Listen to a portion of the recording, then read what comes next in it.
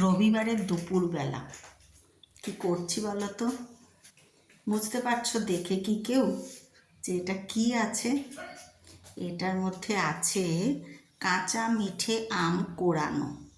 কাঁচা মিঠে আম কুড়িয়ে তার মধ্যে মানে পেঁয়াজ ঘষুনিতে ভালো করে কুড়িয়ে তার মধ্যে দিয়েছি একটু কাসুন্দি, লঙ্কার গুঁড়ো, চিনি, নুন, কাঁচা লঙ্কা কুচি, এইসব দিয়ে একটু চাট মশলা দিয়ে ভালো করে এবারে এটাকে মাখাবো।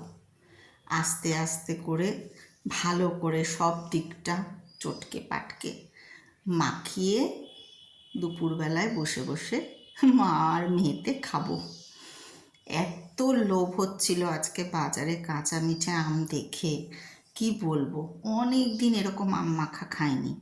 সেই ছোটোবেলার মতো ইচ্ছে হলো মেয়ের সাথে বসে ভর দুপুরে একটু বারান্দায় পা দুলিয়ে দুলিয়ে কাঁচা মিঠে আম খাই। আজকে বৃষ্টি নেই, গরম আছে হালকা, হয়ে যাক তাহলে কাঁচা মিঠে আম খাওয়া। তোমাদের কি জিভে জল আসছে জানিও কিন্তু।